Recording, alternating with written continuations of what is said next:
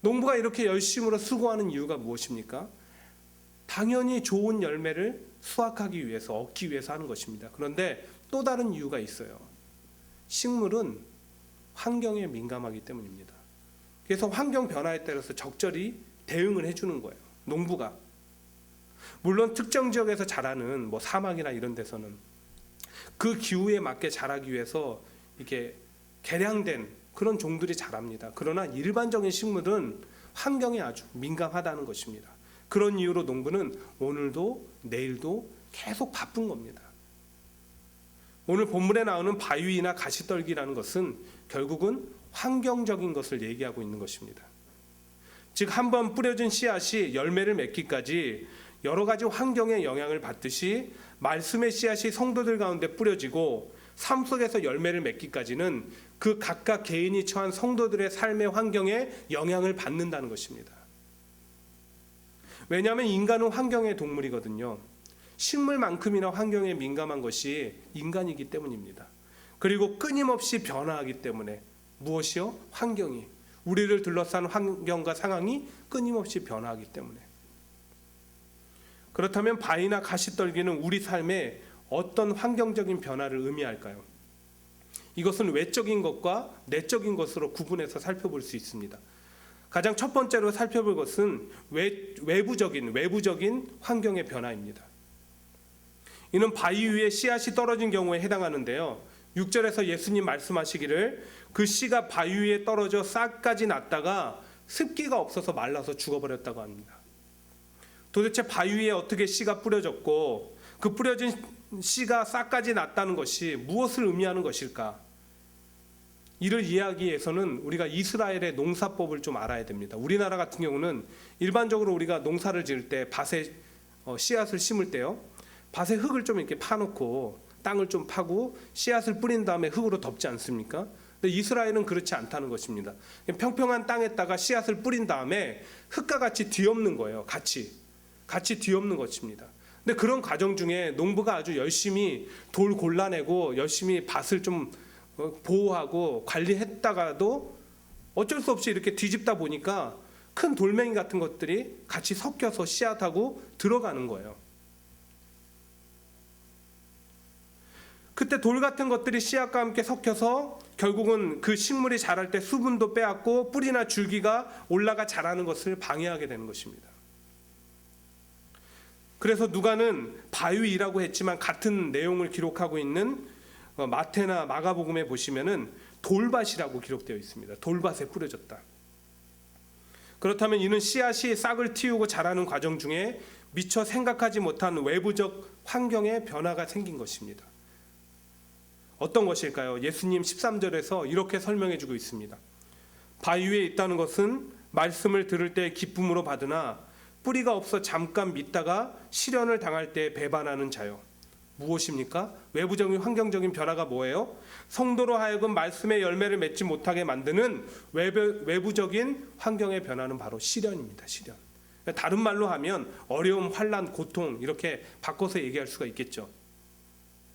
즉 때때로 혹은 예기치 않게 불어닥치는 삶의 시련이 성도가 기쁨으로 받은 그 말씀의 씨앗을 빼앗아가거나 열매를 맺지 못하도록 방해하는 환경적인 요인이 된다는 것입니다.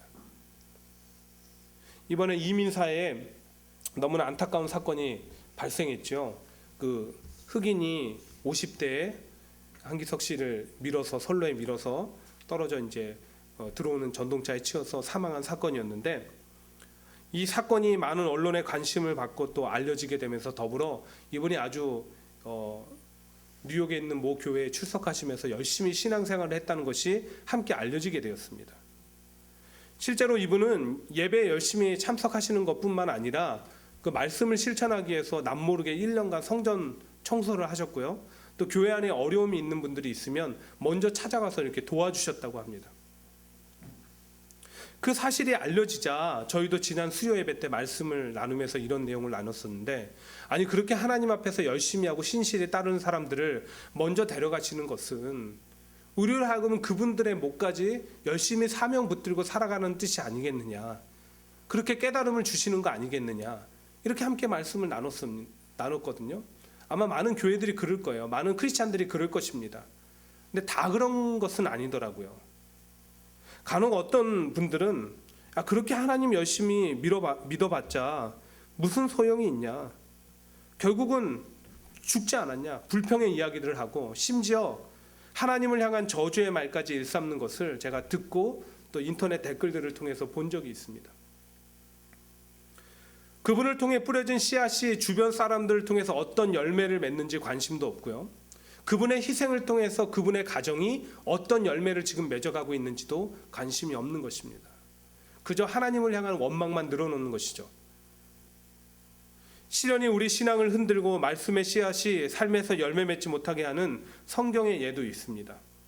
이스라엘 백성들이 애굽에서 430년 동안 노예로, 종으로 살아가지 않습니까? 그 고통이 너무나 극심해지자 하나님을 향해서 울부짖습니다. 그 목소리를 들으시고 하나님께서 위대한 지도자 모세를 세우사 출애굽시켜 주셨어요. 이끌고 나오게 하셨습니다. 아마 처음에 상상해 보세요. 얼마나 기뻐했겠습니까? 막 저절로 하나님 찬양했을 겁니다. 하나님 앞에 감사했겠죠. 이런 기쁨이 어디 있냐고. 근데 곧 가다가 홍해라는 환경적인 어려움을 만났습니다. 그리고 뒤에는 바로와 애국 군대가 죽일 듯이 마차를 타고 막 뛰어옵니다. 말을 타고 죽이겠다고. 그러자 이들이 어떻게 돌변했습니까? 하나님과 모세를 원망합니다. 내가 하나님 믿고 여기까지 왔는데 이게 뭐냐는 것이죠. 하지만 그들이 죽었습니까? 아니요. 쫓는 바로와 군대들이 오히려 죽었습니다. 또 광야 생활 가운데 하나님이 그 필요를 공급해 주시는 은혜를 주셨는데도 불구하고 배고프면 배가 고파서, 추우면 추워서, 목이 마르면 마르다고, 혹은 더우면 덥다고 하나님을 원망했습니다. 작은 시련과 어려움만 닥치면 그것들을 하나님의 말씀과 믿음에 의지하여서 이겨내기보다는 하나님 믿어봐야 소용없다는 식으로 불평불만했던 것입니다. 과연 이것이 누군가의 모습이고 성경 속의 이야기에 지나지 않을까요? 아닙니다. 오늘을 살아가는 우리의 모습이고 많은 크리스천들의 모습입니다. 말씀을 들을 때는 감격하고 기쁨으로 받아 말씀대로 살아갈 것을 다짐하고 또 무엇이든지 이겨낼 것 같은 그런 믿음을 소유한 것처럼 날뜁니다. 나름 교회 안에서 신앙도 좋고 기도도 열심히 합니다. 남들에게 신앙적 조언도 서슴지 않습니다. 그러다가도 재물이 조금만 없으면, 자녀라도 조금 다치면, 내 행복이 조금 깨어지면, 사업이 어렵게 되거나 망하면 우리는 하나님을 원망하고 하나님을 버립니다. 믿어봐야 소용없다고 합니다. 신앙생활 열심히 해봐야 소용이 없다라고 얘기합니다. 정말 믿음이 가장 큰 힘을 발휘할 수 있는 기회를 주셨는데도 불구하고 하나님만 그저 원망하는 것입니다. 이러한 특징을 가진 자들이 바로 저는 롤러코스터 신앙인들이라고 생각합니다. 휙 올라갔다가 한순간에 뚝 떨어졌다가 또 확 올라갔다가 떨어졌다가, 또 이런 모습이 외부적인 환경의 변화, 즉 시련과 어려움이 말씀의 씨앗을 빼앗아가서 열매 맺지 못하게 하는 바로 환경적인 변화라고 생각합니다. 두 번째로 살펴볼 것은 내부적인 환경의 변화입니다. 중동 지방에는 유난히 가시가 돋는 식물들이 많이 자란다고 합니다. 그런데 문제는 이런 가시 식물이 일반 식물들의 그 주변에 있으면은 그 성장력이 워낙 왕성해서 영양분을 다 뺏어간다는 거예요. 예수님 그런 특성을 비유를 통해서 지금 말씀하고 계시는 것입니다. 그럼 이를 어떻게 이해할 수 있을까요? 우리 한번 14절을 같이 읽어볼까요? 14절 말씀입니다. 시작. 가시떨기가 떨어졌다는 것은 말씀을 들은 자이나 지내는 중 이생의 염려와 재물과 향락의 기운이 막혀 온전히 결실하지 못하는 자요. 예수님 그런 가시떨기를요, 세상의 염려, 재물, 향락이라고 말씀하셨습니다. 즉 가시떨기와 같은 상태의 신앙인들은 어느 정도 영적인 성장을 할 수 있는 잠재력을 가지고 있지만 그 성장 잠재력을요, 세상의 염려 혹은 재물의 욕심과 일순간의 쾌락에 빼앗겨 버리는 것입니다. 어떤 예가 있을까요? 예전에 제 아내가 같이 일하던 분 중에 어떤 교회에서 아주 열심으로 신앙생활하는 집사님이 계십니다. 그 열심의 기준은 무엇이냐? 모든 교회 모임과 행사와 공적인 예배는 다 참석하십니다. 이분이 한 가지 신앙적인 특징이 있어요. 그 교회 자체가 워낙 신유, 은사 이런 걸 강조하거든요. 그렇다 보니까 교회만 갔다 오면 그 전날 받은 뭐 말씀과 은혜와 이상한 기이한 체험들에 대한 얘기를 막 하는 겁니다. 근데 거기까지만 하시면 딱 좋은데 그 다음부터는 온갖 삶의 불평불만을 쏟아내기 시작하는 겁니다. 그 불평불만이 어디서부터 온 것일까요? 자기가 가지고 있는 가정과 건강 그리고 사업체를 향한 염려에서 비롯된 것입니다. 그러다 보니 오히려 주변에 계신 분들까지 신앙적으로 방해를 받는 경험을 하셨다고 합니다. 아마도 이분은 너희 염려를 다 주께 맡기라 이는 그가 너희를 돌보심이라 하신 베드로전서 5장 7절의 말씀의 씨앗은 절대 열매를 맺지 못할 것 같습니다. 또 재물에 대한 욕심과 세상 쾌락 때문에 신앙의 결실을 보지 못하는 경우들도 많습니다. 굳이 예를 들지 않아도 정직히 우리 주변과 우리 삶을 돌아보시면 이해할 수 있습니다. 물질에 대한 욕심이 많으면요, 하나님을 믿기가 쉽지가 않습니다. 말씀을 지켜 행하기 위해서는 때때로 물질의 헌신이 필요할 때가 있기 때문에 그렇습니다. 주일날 일 안 하고 교회에 나오는 것이 손해라고 생각되고요, 11조는 아깝다고 생각됩니다. 물질의 주인이 하나님이 아니라 나라는 욕심 때문입니다. 나를 위해서 쓰는 것은 아깝지 않은데 하나님과 교회를 위해서 쓰는 것은 그렇게 아까울 수가 없어요. 그러니까 그 무엇과도 바꿀 수 없는 영생의 궁금증을 알고도 재물의 근심 때문에 돌아간 부자 청년의 얘기가 있는 것 아니겠습니까? 또 재물 욕심이 많으면 자꾸 정직하지 못한 방법을 사용하게 되죠. 여러분, 왜 한국의 이랜드라는 기업이 주목을 받고 있습니까? 다른 이유가 그래서 그런 것이 아닙니다. 많은 대다수의 기업들이요, 그 CEO가 하나님을 믿던 안 믿던 간에 그저 세상이 말하는 똑같이 세금 탈세하고 부정적인 방법으로 뇌물로 그렇게 기업을 경영하는데 그 기업만큼은 정직히 세금 내고 뇌물 한번 사용하지 않고 그렇게 기업을 운영하기 때문에 이랜드라는 기업이 주목을 받고 있는 것입니다. 그래도 성장하니까요. 또 쾌락은 어떻습니까? 설문조사 결과에 의하면 한국교회 신뢰도가 계속 해년마다 떨어집니다. 그 가장 큰 퍼센테이지를 차지하는 이유가 무엇이냐면 신앙인들의 삶에서 언행일치의 모습을 볼 수 없기 때문이라고 합니다. 삶에서 순간적인 즐거움 때문에 하나님과 그분을 막 바꿔버리는 것입니다.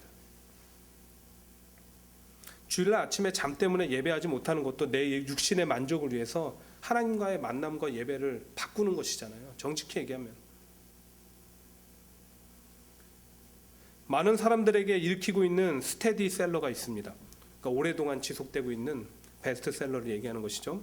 바로 리차드 칼슨의 우리는 사소한 일에 목숨을 건다라는 책입니다. 책이 말하는 핵심 내용은 모든 문제는 밖에 있는 것이 아니고 나 자신에 있다는 점입니다. 개근데.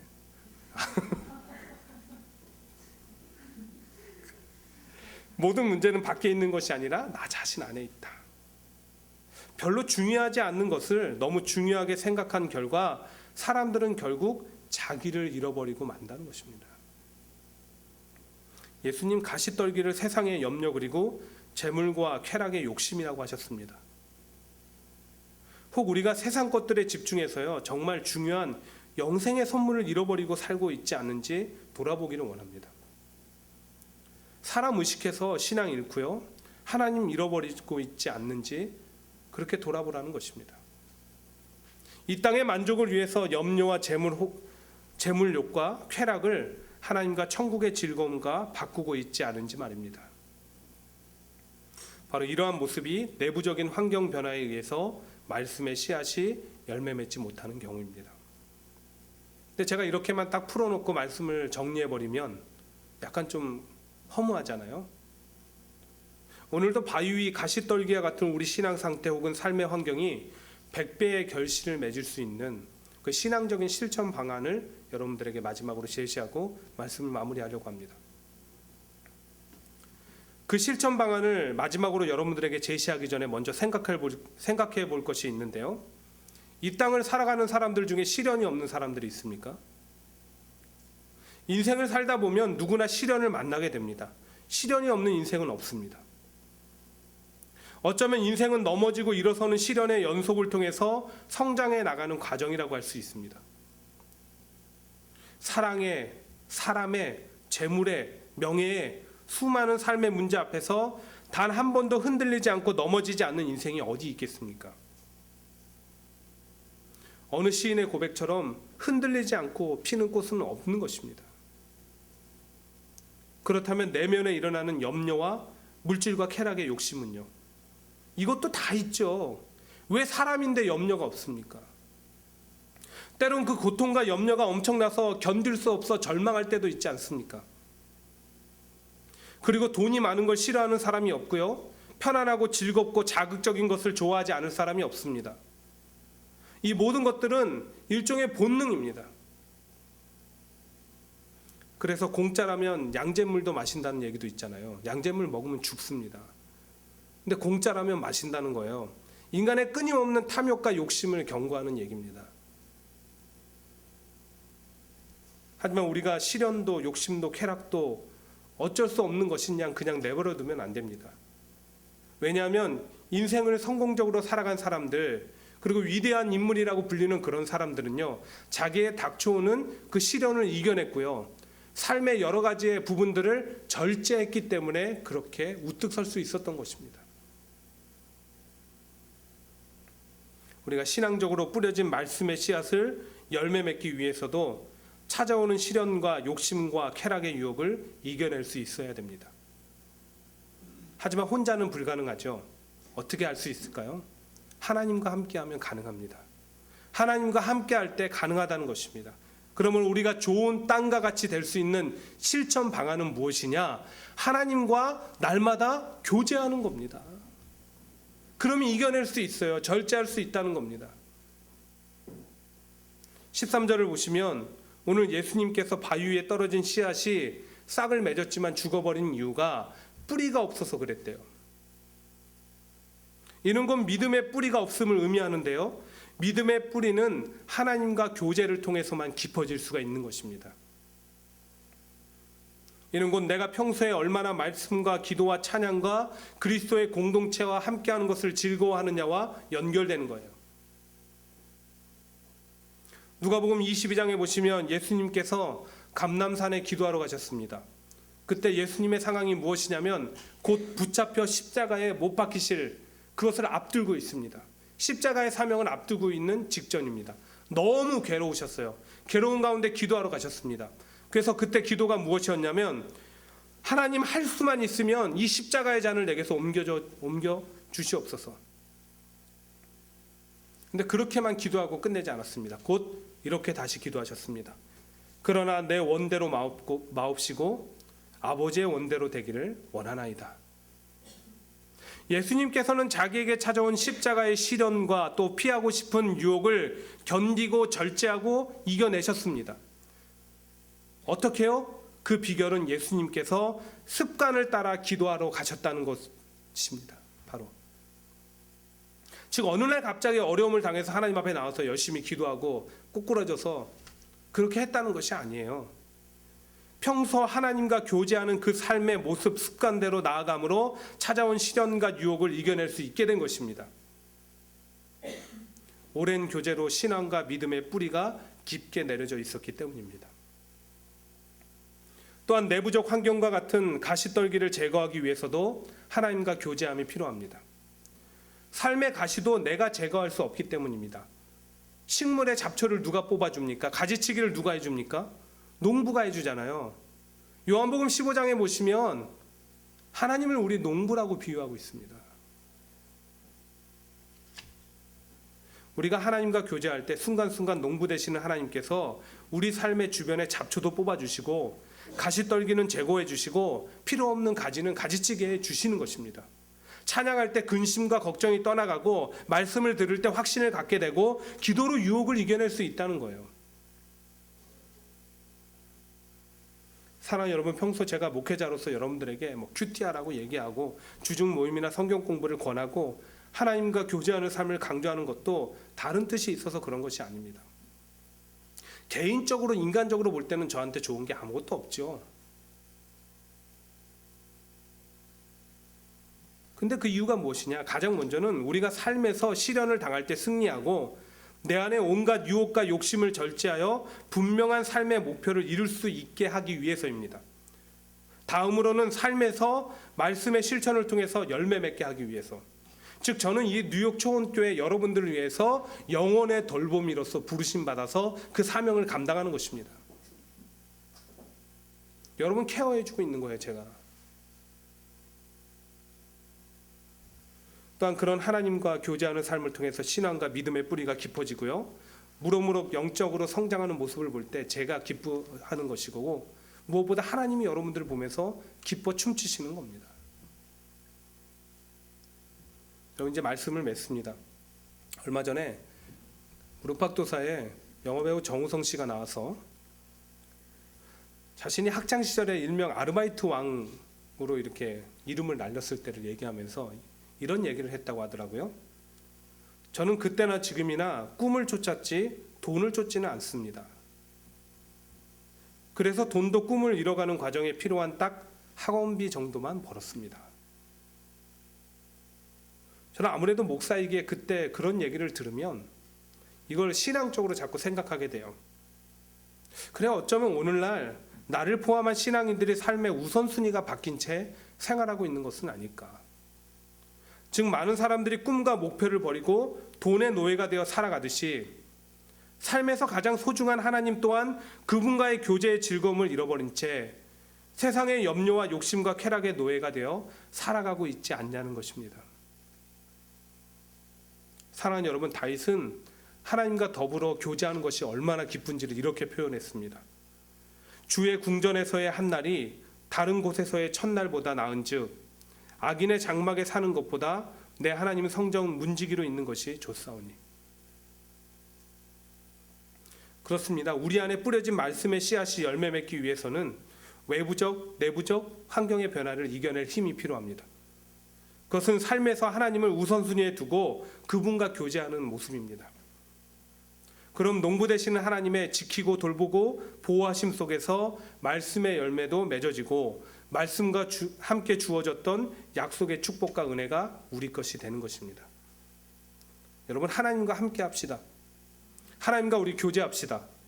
그래서 우리 모두의 삶이요, 가정이, 여러분들의 자녀들이, 여러분들의 기업들이 교회가 풍성한 열매 맺는 나무와 같이 되기를 주의 이름으로 축원드립니다.